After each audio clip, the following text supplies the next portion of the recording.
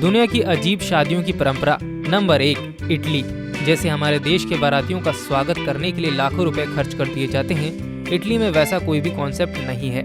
इस देश के लोगों का मानना है कि बाराती में किसी भी लड़की वालों का पैसा खर्च करना ठीक नहीं माना जाता।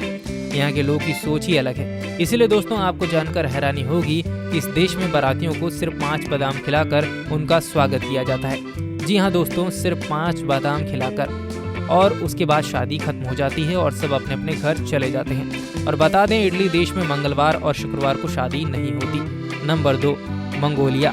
इस राज्य के कुछ अंदरूनी इलाकों में लड़के और लड़की द्वारा चाकू से अंडे को फुड़वाया जाता है। ऐसा माना जाता है कि जब तक अंडे से ठीक चूजा ना निकले तब तक दोनों की शादी तारीख तय नहीं कर सकते।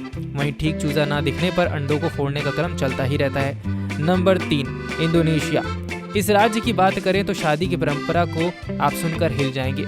यहाँ एक नए कपल को शादी के 3 दिनों तक टॉयलेट का इस्तेमाल करने की आज़ादी नहीं होती। उन्हें कम खाने को कहा जाता है और 3 दिन के बाद ही वह आम दिनचर्या में वापस लौट सकते हैं।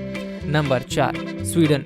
यह परंपरा सुनकर आप भी हंसकर पागल हो जाएंगे। जब दूल्हा दुल्हन खाने के लिए एक टेबल पर बैठे होते हैं और इनमें से अगर कोई टॉयलेट के लिए 2 मिनट के लिए भी उठकर चला जाता है, तभी बाकी सभी लोगों को आज़ादी होती है कि वह अकेले बैठे दूल्हे या दुल्हन को कितना भी चाहे चूम सकते हैं।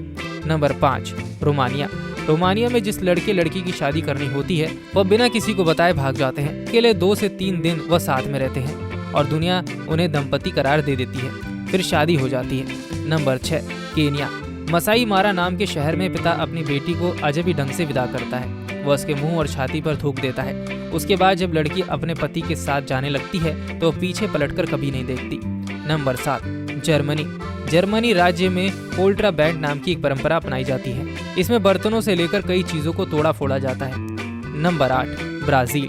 इस राज्य की परंपरा के बारे में आप सुनकर हैरान हो जाएंगे।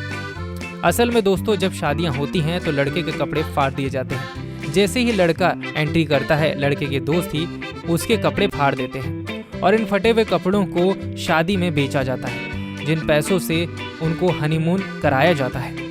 नंबर 9, फ्रांस में अपनाई जाने वाली परंपरा। यहाँ लड़की वालों को शादी में बचे खाने को टॉयलेट सीट के अंदर डाला जाता है। इसके बाद इस सीट को पति पत्नी के कमरे में रख दिया जाता है। उन्हें जबरदस्ती इस सीट में से बचा हुआ कुछ खाना निकाल कर खाना होता है। ऐसे किए बिना उन्हें अकेला नहीं छोड़ा जाता। इसमें से कौन सी परंपरा आपको सबसे ज्यादा अजीबोगरीब लगी, हमें कमेंट सेक्शन में जरूर बताएं।